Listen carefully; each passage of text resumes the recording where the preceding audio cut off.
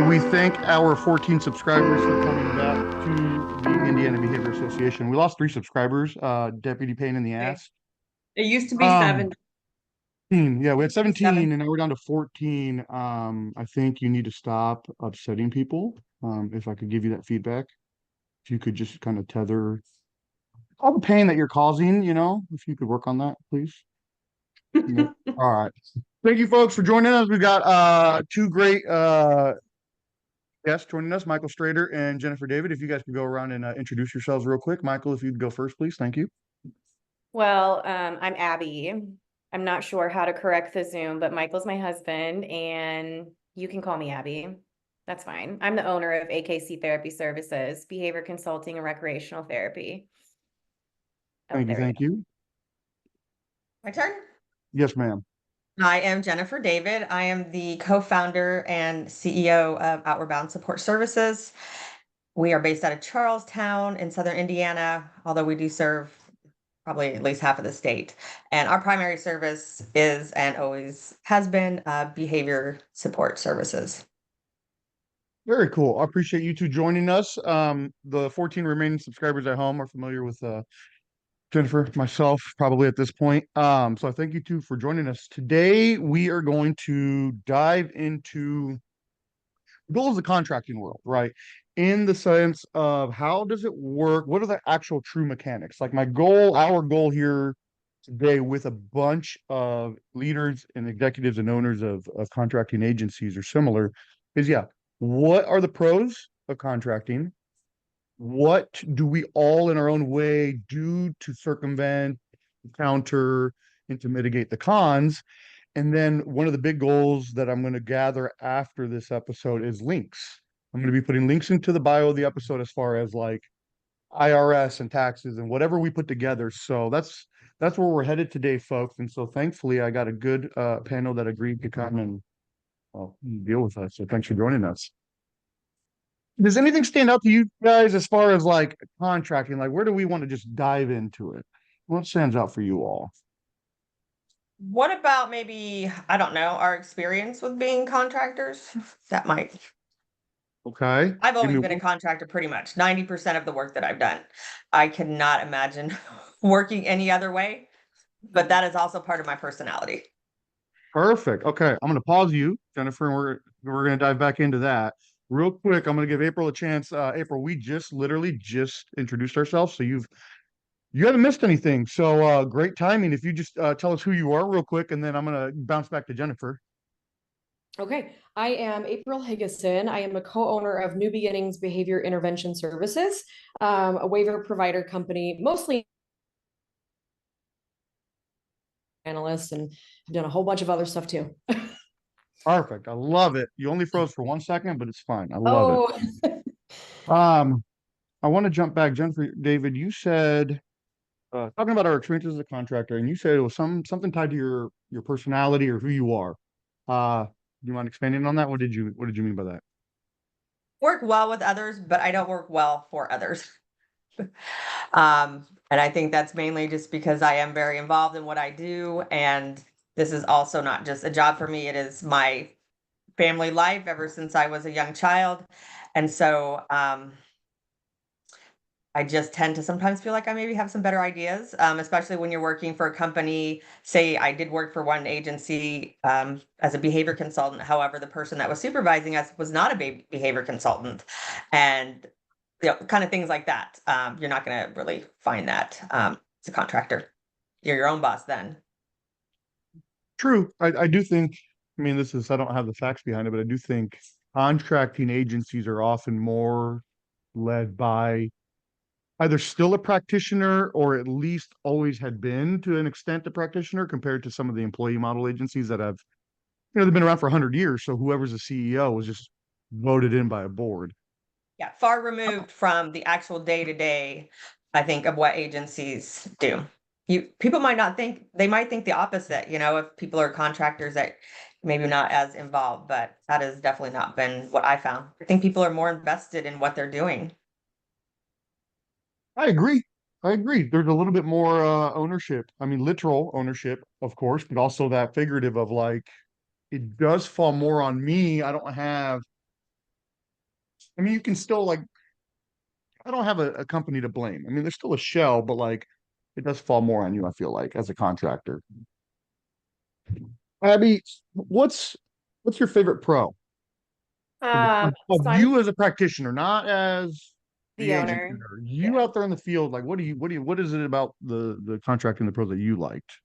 I would say that like the biggest thing for me is that I'm just a very autonomous person and I don't like anybody telling me what to do. And so having the ability to make my own schedule is a huge deal. Having the ability to work with who I want to work with and not who they tell me to work with is a very big deal. And what I've Can you really expand on that? appreciated, What does that mean? What does it what do you mean? mean? Work with who you want to work with, not who you're told to work with. Can you In the elaborate sense that for that any new people? yeah. So I always like to highlight with our new people that not only when you go into interviews are they interviewing you to see if they want to work with you, but also you get to interview with them to see if you want to work with them as well, because it's got to be a team effort. It's got to be a mutual thing. So that's a big deal because I've walked into interviews before. I'm like, I don't think I'm going to mesh well with this family or this environment or whatever it may be, X, Y, and Z. And then what I've really appreciated most importantly is that I've been in the field now 12 years, 9 years as a BC. And it's been so like my life has just changed a lot. When I first started out, I was single and now I'm married with 2 kids. And just my ability to like go from a huge caseload working, 40, 50 hours a week to like however many I want with each kid, I made my caseload smaller and smaller. And I love the flexibility of that. And I didn't have to like talk to anybody about that or make huge adjustments with anybody. It was just like, this is what I want my caseload to be because this is what fits for me right now in my life. And then You just had as those like, conversations with the families and the case managers, and you were able to affect yeah. that decision. Yeah. And like, if I lose a client and I don't want to replace them, that's totally fine. If it's up to me if I want to replace them or not. So there's just not a lot of pressure. And I've worked in different settings where there's like a billing minimum.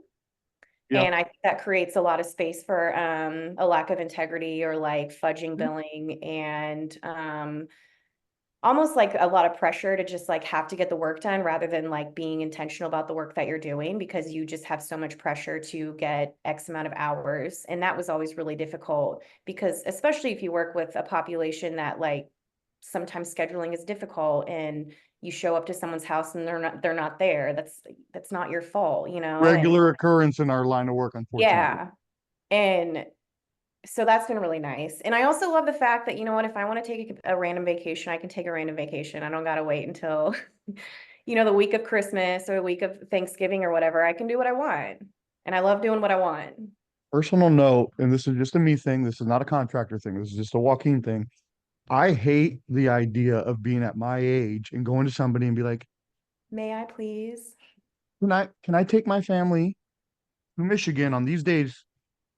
I promise I'll be back and keep working. Like, and I know that's not exactly how it's ever presented, but like it always I've and maybe when I was 19, like, hey, can I take Friday off? But like at this point, I don't make people come to me and be like, can I have time off? Like I find out when my email bounces back with an out of office. Like, oh, okay. Yeah. Well, and Jennifer's you in Yeah, only me get Colorado. too. so many days per year, right? Like maybe your first year, you only get so many days. And so you have to be really careful how much time you take off. And I mean, A lot of this, and it's ebbed sorry. and flowed throughout my life how much I've needed to work. When I was single, I needed to work. And then now a lot more than I need to work now that I have a husband who also has like we're a dual income family now. And so if I don't want to work 40 hours a week, and for me and my family, it makes more sense for me to work 25 to 30 hours a week, that's totally fine too. And so I love the fact that like I can decide how much money I want to make, and then I can make that happen. And because I know a lot of some people are just like created to work. Some people just love to work. And for me, I pretty much just like work so that I like to live and then I like to live my life and then I work so that I can live my life. And then some people just like live to work, which that's just a personality I don't have. And so it's nice. We're all probably similar in that, want to do our own thing, be in control. I mean, it really goes back to like the work-life balance, which, for some people being an employee, that is their personality. That's what they need. And That type of structure. yeah, but for a lot of people, especially in this type of field, like being a contractor just gives you so much more control over all of those things that you were talking about, Abby, and so many more. I mean, I value my time off, and I always encourage the people that I work with, take time off. be with your family, do things, just let me know. And that's just Get never away, been an yeah. issue. That's never been an issue. Um, I did want to say something about the minimum hours worked because I have worked with a company like that before. And I don't, as a contractor, Joaquin, do you know? I don't think that you can do that.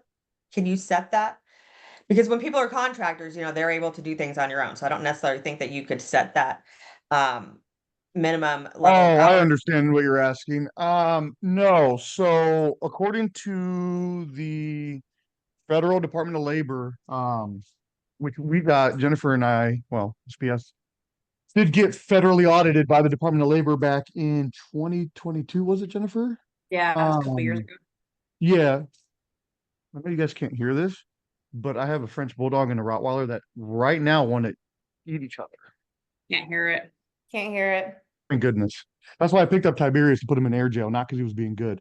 But sorry. Yeah, so they came in and it was fine. The audit was fine. It was like 4 months long, but it worked out. It was perfectly fine. We did well. But one of the key hallmarks was they ensured that we were not controlling behavior consultants' schedules in the sense that, like, I can't go to you and say you have to work with this person from 9 to 11:30. I can give you an amount of work that we agree on, and you decide, like, all right, as long as I get it done in this month or whatever, and then the amount of. So if you work 10 hours, so 10 billable hours, you get paid for 10. If you work, 200, you get paid for 200, but we could not set a maximum nor a minimum. Mhm. Now there's a maximum in the sense of the waiver, as in, like, we know that, like, that doesn't make sense. Right. Like, but, like, yeah, no, the Department of Labor, the Federal Department of Labor came over from, and it was not Indiana's Department of Labor. They were out of the Indianapolis office, but Federal Department of Labor came in and no, we cannot, contractors cannot be controlled for quotas and their schedules and, like, all the driving radiuses and stuff. None of that can be controlled by the agency if you are a contractor. Long answer, sorry. Yeah. I just wanted to bring that up because I just feel like, there is sometimes talk, although not much proof that I've seen about behavior consulting and how people are like overbilling or not, not doing things right. And I feel like those are the type of policies that open themselves up to that type of thing. So, if you're not doing your job and, it's the end of the month and, you've got to get up to meet that quota, that's where I feel like people can have the Okay, opportunity. so you guys are all from different regions, right? So April, tell me if you've heard so what we called it up here was fluff billing. What do you, like, you guys kind of, what would you guys refer to? Like, fluff billing was the stuff that I would identify, like what Jennifer David was just talking about, where, like, the quota folks have the pressure, so they're trying to find ways of, like, I'm gonna add 15 minutes to this. Well, I was in the car and this podcast was kind of applicable, so here's a unit there. And I always called that fluff billing. It's just like you're padding, and it was often, I gotta meet a certain amount of minimums, and if I Yeah. don't, I get in trouble. Oh yes, I've certainly heard about that, and I feel like I've witnessed that from a different perspective than behavior consulting more than a decade ago, where I worked at a company that did residential services and had behavior consultants as well. The fluff billing, I would add, is also behavior consultants just simply like, oh, they're taking their client out to lunch, but they're not doing anything substantial. That's actually behavioral supports. Fair. That happened frequently. I That wouldn't I even call saw. that one fluff. I'd call that one fraud. I would agree, Like, I but would, like, that's a notch up, you know? it is a notch up. But yes, that just let's say they actually do 10 minutes of work toward a quarterly report, but then they bump it to 30. I mean, that's also fraud. Everything you mentioned plus a little bit. It's not I feel like uniform, that's but like a whole nother conversation to have, like as business owners, what are some of those things that you should be looking out for? Because I mean, I'm sure you look at billing, you kind of know how it is, and you might see something weird. Sometimes it's a mistake. You see somebody that maybe didn't do AM or PM right, and that might be 12 hours. You can correct that. But yeah, there are things that I'm sure all of us have gotten very good at looking at within billing, because we want to be ethical, right? And we want to make sure we're just billing for the things that we should be. Yeah, Absolutely. I also, if I can, I would like to mention the quality on-site audits that we had in the last year and a half from beads. I had a You got a discussion. copper too? What? You got a copper as well? We got one last year, but yeah, sorry. Oh, Quality on-site, yeah, provider review. Yeah, That's coppers, Yeah. QOPRs, yeah, coppers, but yeah. Yes. Yeah. So we had that. It went fine, but one of the things that I talked with that person about was even if we have contractors, when it comes to Medicaid billing, they and the company are culpable for any fraud or for just anything that goes wrong with the billing. So even though we cannot put all these rules on our contractors, and we do go through our billing and look at the notes that are written, make sure that they are comprehensive enough to, like, if you're billing 6 hours of time with a client, you better not be giving me 3 sentences. Because we as a company are culpable for any negligence in training our people. So I think that's something I've had 1 or 2 contractors kick back on me and say, I'm not going to mandatory meetings because you can't control me. They've said it in a nicer way. And I said, well, that's hope so. totally fine. And that's understandable. We will make it available to you in a different way than you coming to a physical meeting. No problem. I can do a phone call, you name it. But you and I are culpable. So I will not be placed into a rough situation as a business owner because you want to tell me that you don't have to do anything mandatory.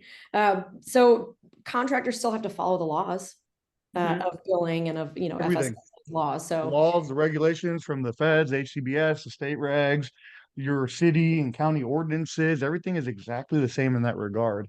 I just can't control that you carry 5 clients or 15, or Right. you're willing to drive 30 minutes out of your way or 2 hours out of your way. I can't control those things, and I don't care to control them. But you're 100% right, April. Like, we still have full oversight. I mean, Jennifer Kerseg over here, Deputy Pain in the Ass, is I've called her a forensic auditor for years, and that's not even like she just enjoys that. And so, like, whenever we have those situations, like, I go to her and I'm like, "Hey, do you want to have some fun with some files?" And she's like, "Yeah." And we look into it because we have to, because it has to be proper. You want the quality. Awesome. You want everything to be done and make sure it's done correctly. And sometimes it's done great, but we might find a couple issues and then we just have to work with that BC to fix those things. And that's no different from the models. From if you were an employee, we could do that. If you're a contractor, we can do that. It's about making sure that they're up to the standard, regardless of how they're taxed or employee or non-employee classified. Those are like provisions that are immaterial to service delivery, like at all. That's what we should say. Whether we're apologies, air gel again. That's what we should say is whether you're a contractor or an employee is literally immaterial to the provision of service delivery. It just does not matter to Johnny Smith that I'm servicing what my classification is. I'll spin my wheels on that.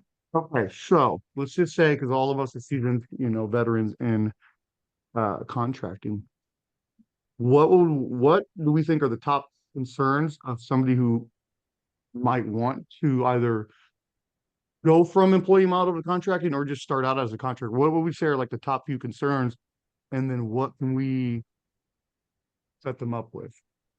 I mean, right off the bat, I think like building a caseload, because typically that goes on the individual to build on their own. And then a lot of people initially Caseload? they get a little bit concerned about benefits. Benefits, okay. Okay, those are the 2 big ones that I hear about. And Anybody else? I think that tax status and understanding how to track expenses and what actually constitute expenses, maximizing that. Yeah, and I agree with Abby. Tax Huge. status. I'm going to put tax status and deductions. I think the taxes is always the first one that comes up because one of the questions we ask people before we even interview them is if they've ever been an independent contractor. We have like 5 or 6 questions that we ask people if we want to interview them, and that's usually a big one. And one thing that I didn't know about until the last several years, which would have saved me so much money, is to become an S corp yourself. Now, I can't give any kind of tax advice. That's definitely not my line of work, but that has almost all the people in my agency have gone through that process of doing that, and that has saved them a lot of money. Big one. So real quick, full disclaimer, everybody who, so 14, Abby, you joined in late. We're down to 14 subscribers instead of 17. It's fine. We got a huge marketing campaign coming so I can get to the 15th subscriber. But anywho, we're not lawyers, we're not accountants, we're not dietitians, we're not morticians, we're just professionals in our own arenas who are discussing our own stuff. So the S Corp thing is an opinion that I also agree with. Yeah, 100%. The S Corp filing reduces the tax liability 100%. Well, and at the least, they can set up their own LLC for fairly cheap. It's about $100, right? And that protects their personal assets if somebody sues them. Okay, so let's walk I through a do- couple of that real quick. So like, bear with me for that. Look, I just subscribed. So now you're at 15. Heck yeah. Thanks. InBiz, right? I'm gonna go to InBiz real quick. That's So what I like, was gonna say. If you do become an LLC or anything like that, don't make the same mistake that Indiana ABC made. You need to make sure that you are doing your paperwork yeah. every 2 years.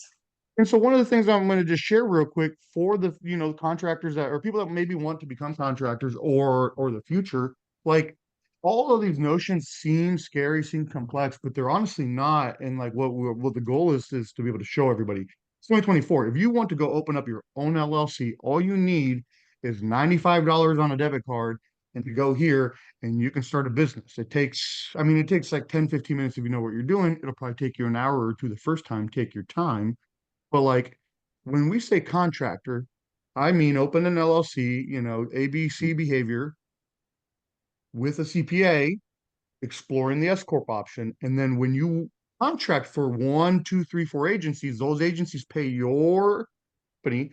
And from your company, you pay yourself. And that's a huge tax reduction. And that sounds super complex, but like you can set that all up with like 300 or less dollars in 2024, like it's just. And I'm gonna put the InBiz links in the bio. InBiz. Here's another one. Let me pull this one up. If yeah, like this one, right? So like a lot of people are terrified about paying their taxes, and for me, I've gotten so used to it. Like you just go to the IRS website, everything's online, and the IRS is federal, obviously, and then Indiana Department of Revenue is going to be the state, but like contractors, and this is like I still pay the quarterly taxes the same way as I did as an independent contractor. Like pay now with direct pay, make a payment, and then you just start going down. And like we have our old CPA office made us like a PDF guide on like what to select for your drop downs and then what the next page is going to look like.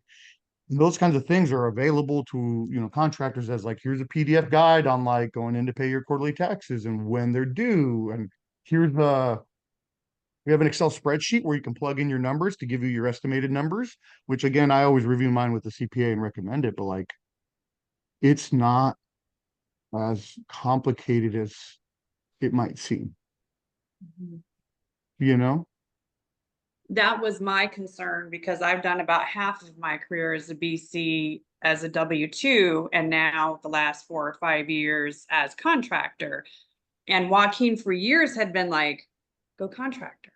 And I'm like, no, I'm not doing the taxes. Like none of the other stuff concerned me, but I was like, I'm not messing with the taxes. I don't want to have to do that for myself. I don't have to go to a CPA every year. And then like the first year or two that I did it, I was like, oh, this isn't it's not so bad. It's Maybe not that bad. I'm gonna step off for a second. Have to check on my dogs. They're going crazy. All right. I get it. You're saying April? What I want to say was it's really not, it's not so bad. There, as long as you actually do the bookkeeping work, that's the worst part of it. Where you pay somebody to do the bookkeeping work. So I found when I was an employee at a different company a long time ago, I was told when I was hired that I could have that the company as an employee would not pay me mileage. I could track it and then claim it on my taxes, even as an employee. So I did all of that tracking. Of course, in the world of behavior consulting, there are times where you need to buy supplies for yourself. They didn't cover the supply costs. There was no stipend or anything. So I tracked everything. I spent all this time doing my taxes and found that I couldn't claim my mileage because I didn't break past my standard deduction. Yep. So I sat there really feeling like an idiot. after believing what I was told. So I ended up losing, I still owe taxes, and I lost to the state. And I calculated how much I lost from my salary being the consultant that I wanted to be for my clients, and it was not good. It was not good. So I changed to contractor, and I wouldn't look back. Things changed immediately, huh? Oh yeah. I think there's a couple practical things that we can also offer new BCs and other contractors when they start on. I know at least for us, we always suggest that at least the new people that they get some sort of accountant, which very easy to do. They're everywhere. And typically like that's just a straightforward 1099 that they're getting. And so having an accountant set you up with that is a really good thing. And then also I always encourage people to just like meet with your accountant and figure out like what percentage of your paycheck do you need to set aside, and then create a savings account that you don't touch. That's just your tax savings account. Because I've had I haven't done it, but I know other people who've had situations where they get their check in the mail and they're excited about the number and they go blow it. And then come tax time, they're like, oh crap, I don't have these X amount thousands of dollars. And that's when I think that for us, we try to have, it's almost like a cheat sheet of like, here's what you can do. And it's like, here's basic things that you can write off for taxes. And then here's some suggestions for accountants that are in the area, but also like, hey, just make yourself a little side account that you just put money into and you don't touch, because there's nothing worse than having to owe taxes and then not having the money to pay it. Well, there is. What's worse than that is taxes altogether. Well, taxes in general, yeah, obviously it's taxation is theft, but Yeah, so full disclosure, right? Because we're all going to be able to sit here in our social work thrones of years and time. But like there was a time when I was a brand new contractor, when I was real young in my 20s, and I was like, this paycheck is nice. Like we're going to go do some stuff. And then quarterly tax came around. I was like, this paycheck is not so nice because this whole one's got to go to that, and it's going to be a month of like dollar menu. When But you need the early on in the kids. career, You what? need some kids to balance that. I had 4 children, so yeah, I saved a lot of money on my taxes. I mean, okay, oh, I see what you're saying. Fair, fair. I don't in that regard. They And did this was take all my early. money though. Yeah, this was very early, very like, in the new contracting. So I'm just throwing that story out to just like, hey, anybody who is new, like you don't have to have it perfect. Not all of us did. Oh yeah. You make such a good point too. I had a contractor who called me kind of freaking out. I owe money to federal. I said, well, how much do you owe? She told me. I said, no, you're going to be okay, because also keep in mind that you can go on a payment plan. Mm-hmm. It's not as scary as it seems. I think the IRS, the Indiana Department of Revenue, it just feels like such a scary thing. You're not going to be handcuffed and taken out to jail. yeah. Just go on a payment plan, go in and faithfully pay it. You will be okay. You can even That's set worst case scenario. That's that worst is case worst scenario. case. I Yeah. would not You'll be be okay. surprised. I think a lot of people probably did that their first couple years. I know I did. I know actually several people did, because it is kind of nice to get that whole paycheck. I mean, it wasn't a big deal. I was able to set up payments, but then, just like anything else in life, you Figure it learn. out. You figure it out. That's But there's just a ton of tax savings in being a contractor, especially because several years ago when Trump was in office, he changed some of the tax laws. So stuff that you used to be able to write off as an employee, and most people, even if you're an employee, might work from home and have a lot of expenses that you cannot, um, unless that company is paying you or giving you some money for your office space or phone and things like that, you can't write those things off as an employee. And that is one of the biggest reasons why my people are not employees, and I ask them like once a year, is just because it is just so much more beneficial to them. Saves me a lot of work too. But that's just like a whole true. nother positive thing right there for Yeah, them. I wanted to add too, thinking like what Abby said about it can be hard to build a caseload, and maybe when you transition into the role, you feel like you're barely scraping the barrel on paying your bills because you're trying to get the caseload. So maybe you don't pay the first quarterly payment in taxes, and you do use your full paycheck, not saving anything back because you need to live. Well, it's okay. It balances out, and as you gain clients, you can then choose to oversave, pay additional in quarterly taxes. If at the end of the year you haven't paid at all to the IRS on those quarterly predicted payments, you can still pay it back after you do your taxes. You know, IRS is still going to take your money. they're still You going to want take your tax money. now? No, you're Not gonna be like, ah. so, you know, as long as somebody can faithfully say, like, okay, I'm not going to overspend. I'm not going to go on some wonderful Hawaiian vacation. I'm going to take that and put the taxes back that time. It will be The okay. vacation. Well, that's And I'm also fair. just gonna throw out, I was always a little bit intentional about oversaving because then when tax time came and I paid all my money to have a little bit left over and it'd be like a nice little bonus for myself. There you go. And we've had that. We've had BCs come to us and be like, "Oh my God, like I messed this up. Didn't pay any of my quarterly taxes all year. 1099s are rolling around in January or rolling out in January. Like, what do I do?" And I'm honestly like, you just go back and pay it. They'll probably tack on $200. That's a consequence. No big deal. Move on. You know, you're gonna get a penalty, right? But like, Mhm.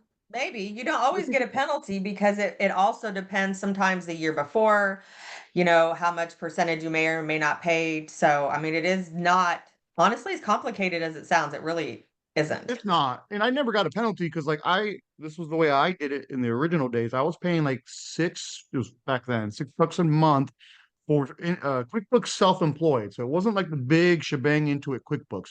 It was just a self-employed app. So it tracked my mileage and my expenses that I was doing as a behavior consultant. So then when I did go do my taxes the second year, not the first year, yeah, they were flawless because everything was, in QuickBooks. It was linked to the account that I was using the debit card for gas, for pens, for laptop, for printer ink.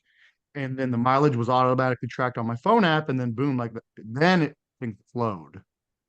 Yeah. Then things were simple, just into a QuickBooks self-employed, and little things like that. Like we had it down. Can we just talk about the consultants or the contractors that maybe don't do their diligence on tracking their own stuff and They'll how learn. behind it can get right. I would say that's one of the biggest difficulties I've seen. I've had people call me and say, "Oh my," in different. What are they not tracking? They're just not doing the work that they need to do to pay attention to what their expenses are, actually recording them somehow, some way. Just having months and months or a whole year of, oh, I didn't save those receipts, or oh, I didn't look at that, or oh, I forgot to track the mileage for a month. Like, you're up a creek and that's your fault. So True, and you can get out of that creek, but like take some Yeah. due diligence. that's one of the biggest things too, whenever we hire somebody new, is when we go over this tax portion. Look, if you're the type that you don't manage yourself well, find a system and find it fast. Okay, so what tools can I still haven't figured out, and Jennifer, I know not deputy pain in the ass, Jennifer. I know you and I have talked about it a little bit. I still have not figured out how to PDF. I can PDF something to like our website, the company website or something, but I cannot figure out how to PDF to YouTube.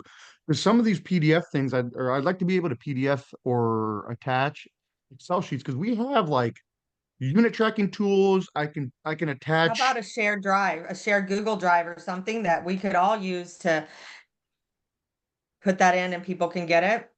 Is that what you're trying to see? Like, how can people access what you're trying to give them?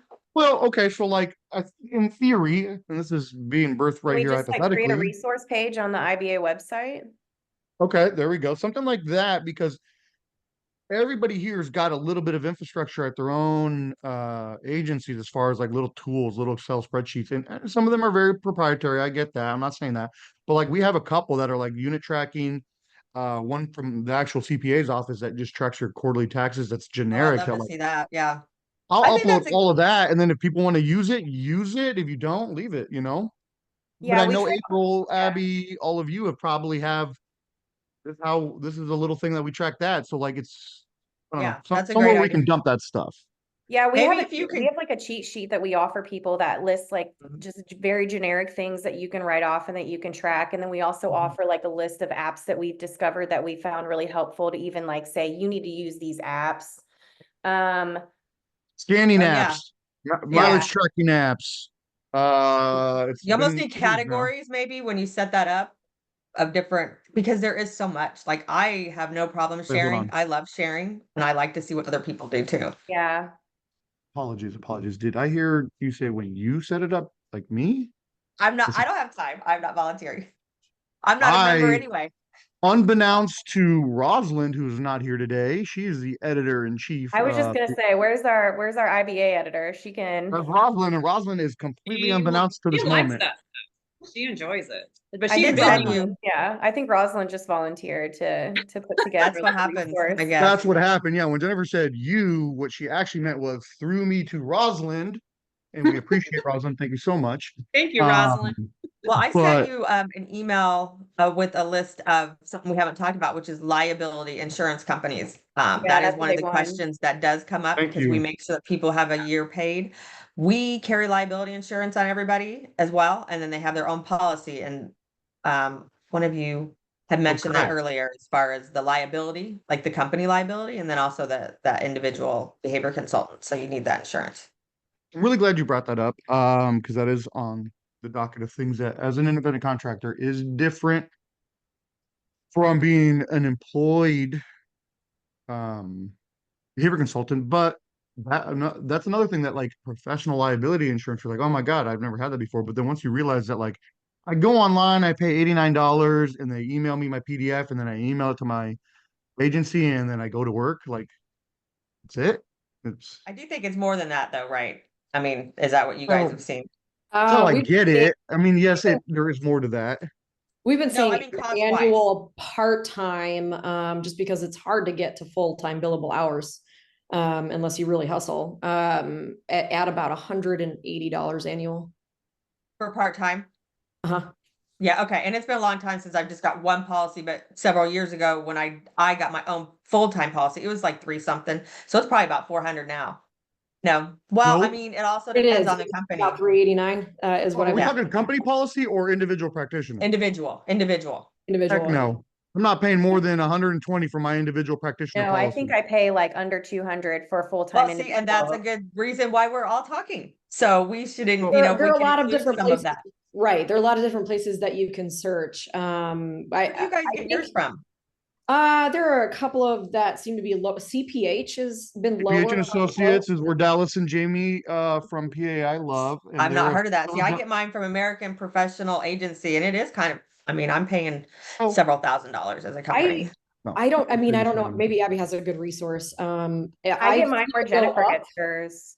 Same with Wow. Jennifer, but I just do the individual policy for myself, and it's always been under 200 on that. The American, whatever, I can't even think of the Yeah, name. American Yeah. Professional something. Yeah, I've that's had them writing for that years. down because maybe it's cheaper than some that I've seen, but in the last 2 months, like I've this. seen the cost go up on quotes. Everywhere, insurance everywhere, Yeah. automobile insurance, you know, housing has gone up for Yeah. quite some time because of, Because they you can, know, they want everything. to, they want to charge us more.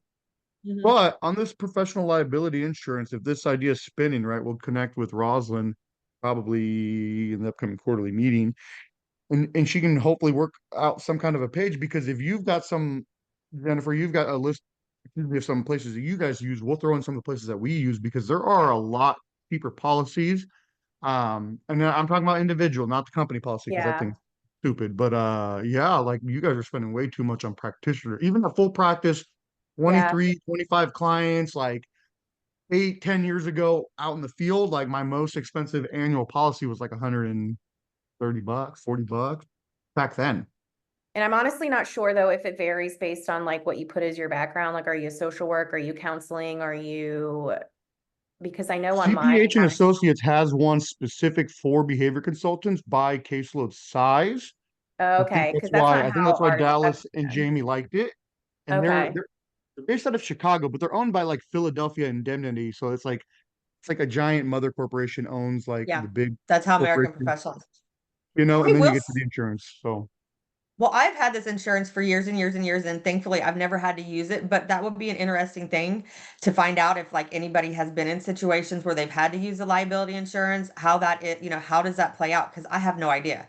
You know, it's like it's good to know you have it, but then what happens if you actually need it? And I can tell you, I had to inquire about I had HPSO a few years ago. yeah, very common around here. Yep.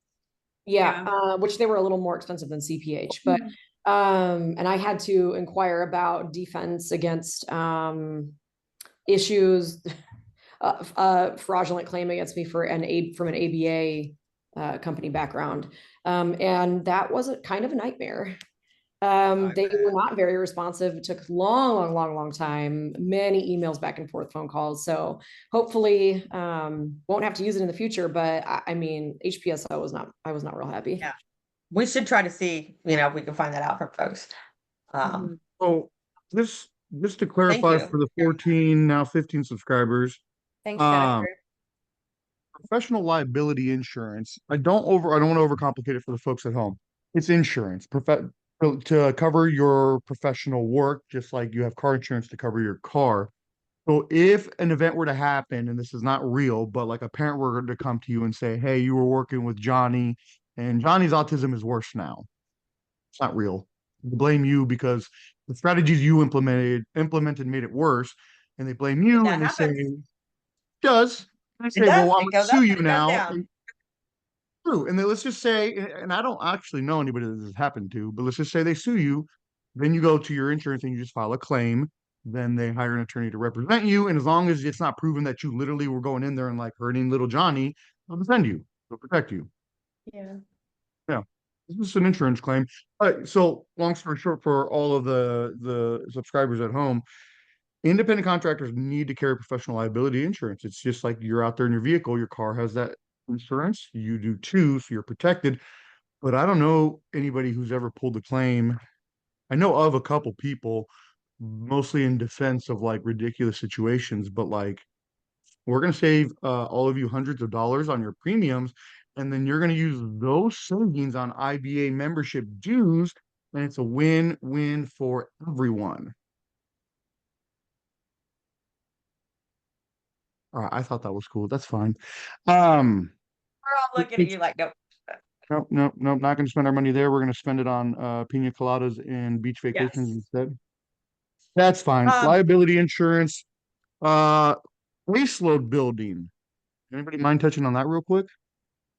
Before we touch on that, I want to say something about, like, we're talking about a lot of these things, and we have made the disclaimer several times that we're not CPAs, this is not legal advice or whatever like that. But one thing I like to do is also use the other people within the agency. So maybe you have somebody that has been doing it 5 or 10 years. That might be somebody that like a newer person could also talk to and get advice, just like with, networking about your caseload and things like that. That's just another thing that people can communicate with other people within your agency like a and other seasoned ones. veteran, or you talking Yeah, about like yeah, oh, yeah. yeah, Somebody's been around for a while. yeah, we got a few of those. There are a lot of Yeah. those. There are a Yeah, lot we of do those. too. So 100%. And what I want to touch on caseload though is the building of it, because that one's another scary one, and there's a lot of myths about it. You know, so like I don't know. Anybody want to pick that one up? Well, I will say when we first started, so my company Outward Bound we've been around for 6 years. In the beginning, we wouldn't hire somebody until we had kind of built a caseload, or at least somewhat for them. But now it's a little bit different. We might have a couple potential individuals for them, but then we really work to try to help them build that. But we're always very upfront. And right now, things are different. If you are looking for a job full time during the day working with adult clients, that's not out there. So that Sure can is make it not out challenging. there. It Huh? takes a while. It just takes a Yeah, while. I mean, it could take a very Yeah, long time. I mean, Well, I think, especially yeah. where you live, right? Because if you're in Indianapolis area or some of those larger areas, it's going to be a little easier, but not in some of those I'm more rural now. I mean, I came from Indy to rural area, but I also think that if you're going to be a contractor, you need to know the pros and cons. And definitely one of the cons is you're not going to show up to work on day one and have like 40 hours a week. Like, that you're going to need to build and you need to be upfront. That could take 3 to 6 months, some more. I feel like throughout my time in waiver, that's ebbed and flowed. I've seen people build within a matter of months, and people it's taken a year, and I think if you're going to be a contractor, you have to have the motivation and ability to network, because networking is huge. absolutely. And also I think that you also have to have the ability to humble yourself and maybe get a little part-timer. Like maybe you need to like be a hostess for a minute in the mornings while you see clients in the evening, or It's okay to have a master's degree and still work at the Meyer gas station at the same it's time. so, yeah, I Well, mean, I it's think okay to do hopefully, something. Yeah. Hopefully you don't have to, but it's right. okay to like It have was to do fine. something I to had no supplement. problem unloading a semi while having a master's. Take your ego out of it, you'll be just fine. And I know So when some you people were too, but doing that, were you working as an employee with the company that wasn't paying you very much? Yes. Yeah, I Okay. mean, there was times where I've had to do side hustles. I've always almost Oh always yeah. had Oh to do yeah. I'm always side doing hustles. something Yeah, on the side. and so I think you need to just like be really realistic about going into it. And like if you know you're going to be a contractor, maybe you need to like pull a little bit from your 401k or a little bit from your savings or whatever for the first couple months to supplement, because it's not you have to be a long-term thinker if you're going to be a contractor. You got to be a long-term, like you can't just, it's not a The short-term thing. long term is reduced tax liability, increased income, increased autonomy. It's just you might have that like month or two or three to build it. Yeah. And there's thousands of us across the state in so many disciplines that can attest to like once you set it up. But the thing that these leaders are coming together is we're going to try to help everybody else set it up easier. And Mhm. then when we did it, right? When we were all on our own, hodgepodging it individually, not knowing one another, now we're going to try to put these links and resources together so contractors from all over and all over disciplines can come together and go, all right, this looks scary. They're going to have it so much easier because of this work, not harder, easier. You need to make it easier for them so then they want to do the work and they want to stay and we don't lose them. We Yeah. don't lose them. Another thing to keep in mind with that is that as a contractor, especially if you're coming from working in an agency or something, you're probably making a considerable amount more money than what you were as an employee, because for a lot of people, that's probably why you're leaving. So that on top of, in the beginning, you don't necessarily have to pay your taxes right away. So you have those two positive things right there. You're probably making a lot more money and you're getting that whole paycheck. Nothing is coming out of that paycheck.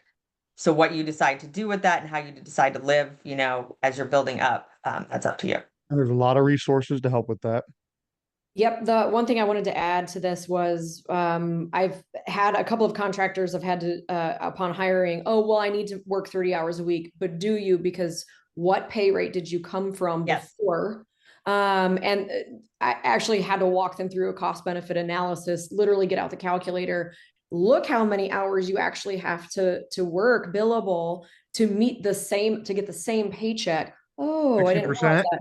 Right, right, basically. But then also, as I like to encourage the people that we hire, look, you may not want to drive very far. You may not want to work every weekday after school, and you don't have to. But when I send you referrals for this place and that, why don't you snap up everything? And then once you've had more opportunities to accept referrals closer to your geographical region, well, then we can transition clients out to others. The folks who have actually failed and said, well, this job isn't for me. One of the common factors has been they've been very unwilling to work an after school time, and they've been unwilling to drive more than 20 minutes from their home. And then surprised, they're dissatisfied and they go somewhere else to an employee status where they dump 30 people onto them. Or It burn kind of, them to shit. yes. So, But yeah. I'll argue that sometimes, and Deputy Payne and the Bud over there, we have seen those people who have come, Mhm. couldn't hang, went there, and then came back and were like, "Can I come back actually?" Because that sucked worse. But I think if we can come together and continue to plug out some of these resources, though, and find a way to have Roslyn form this up on a website in a good digestible way, we can all ship this out when we're hiring newbies. Hey, here's the link, go down the line. Because things like caseload building, as I'm reading through the notes and the list, a lot of it falls on the individual. Like if you want it, go get it, and it's there.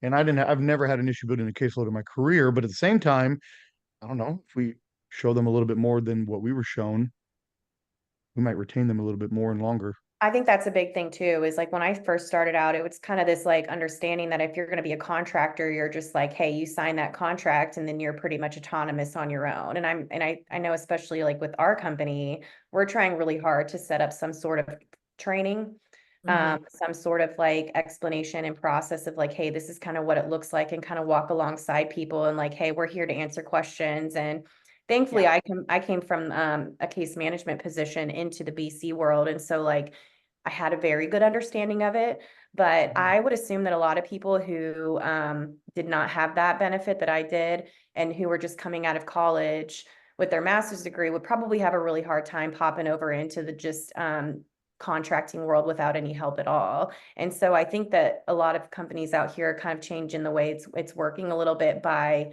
creating a space with some training in some direction, because Some people didn't have that, especially way back in the day. And Mhm. so I think it's like so important for, even though we don't technically have to train people and have to offer people much, it doesn't, being able to like retain people and the longevity of having people just because we did work closely with them those first 2 or 3 months is really helpful.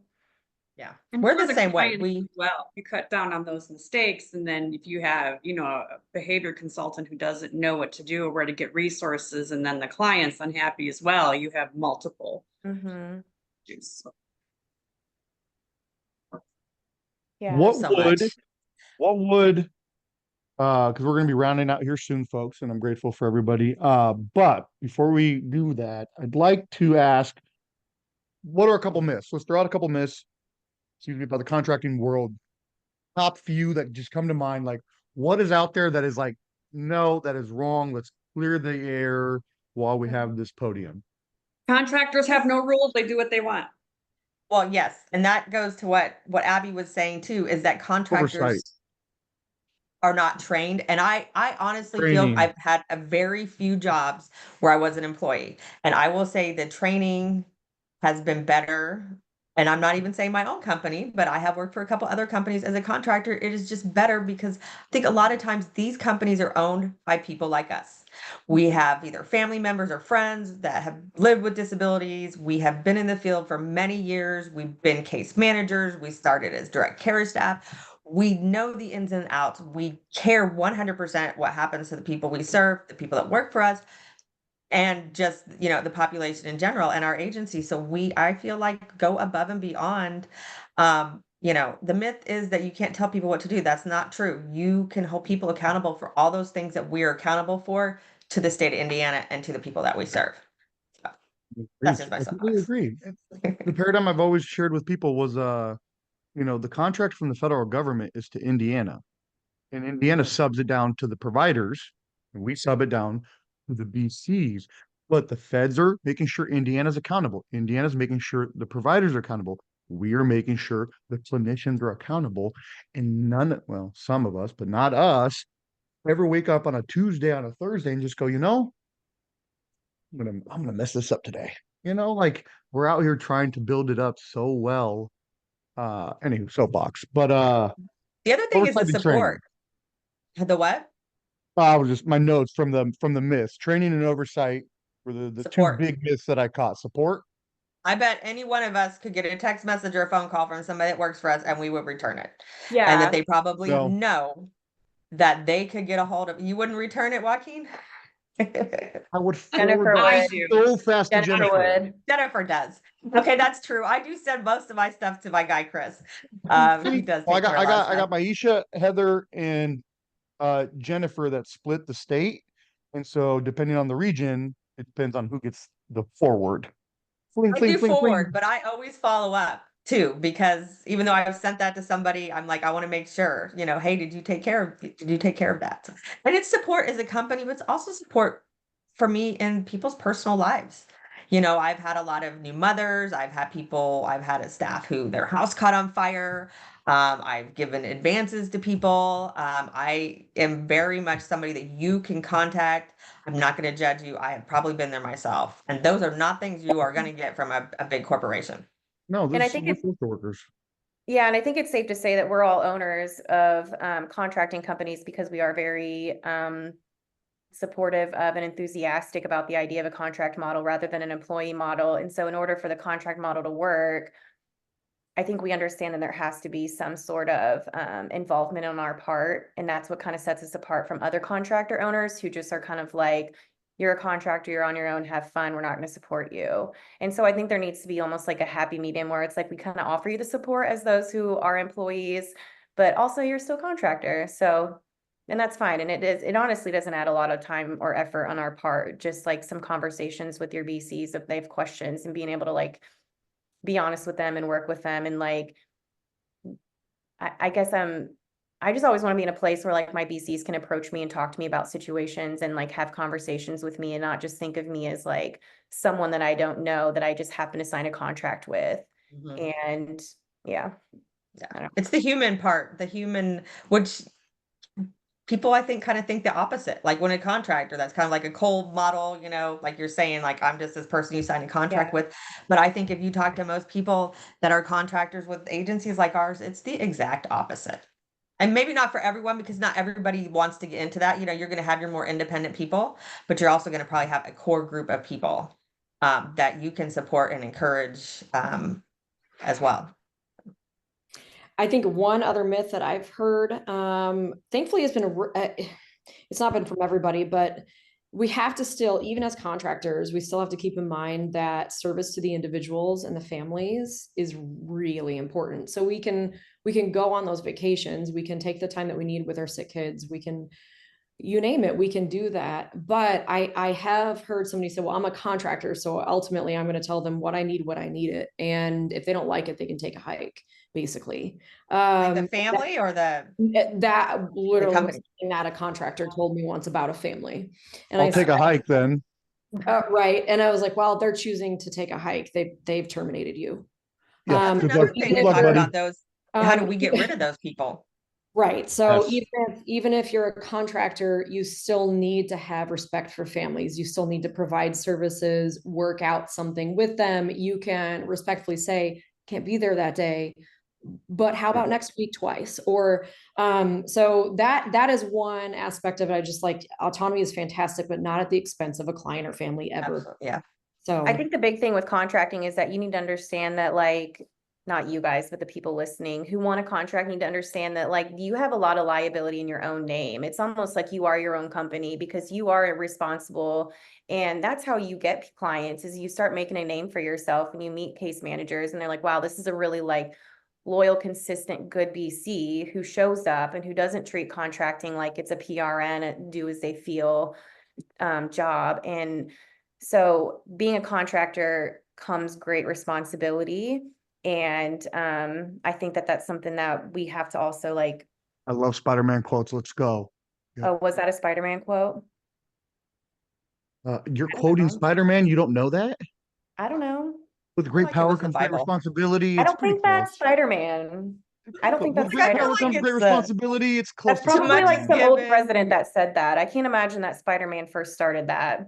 I'm pretty sure it was Peter Parker. But anyways, your reputation, especially as a contractor, is huge in the fields, is what I'm getting at. You're right. That comes to another point that is probably a whole nother video, is also branding yourself as Mhm. a person in the field. Yep. Because all of us kind of specialize in different things and have different, skills and whatnot. But like right now, I'm working with a lot of people that work with me to kind of help them find opportunities that they can and get themselves out there more. Like I Hands in Autism, they do several different echo series and they are always looking for people to come on there. So it's, you can help people. There's opportunities above just being, a contractor, as a behavior consultant. If you're in with good groups and you're networking, there's a lot more opportunities out there for you. And you never know, contractor, you may leave eventually and start your own company. Yep.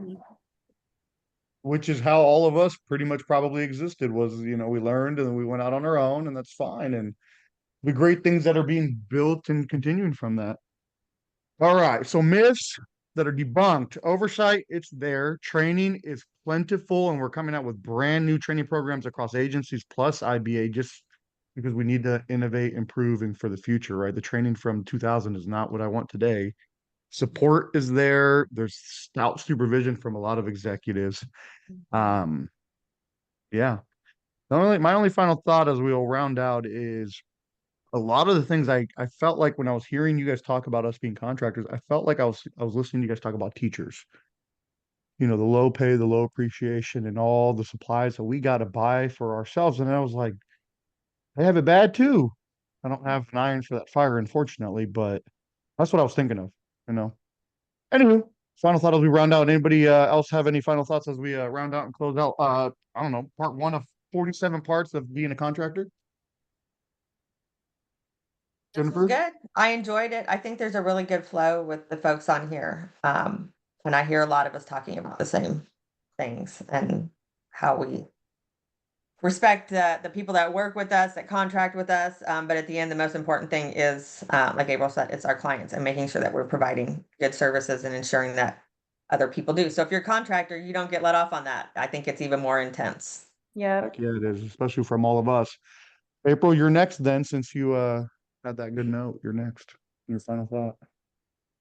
I agree. I think that this has a good flow. I love opening up the discussion about everything. I think there is definitely the opportunity to do just a tax part and all the different things to teach people, even though we're not CPAs. It'd be great if we could get a CPA on here. But I love the contract model.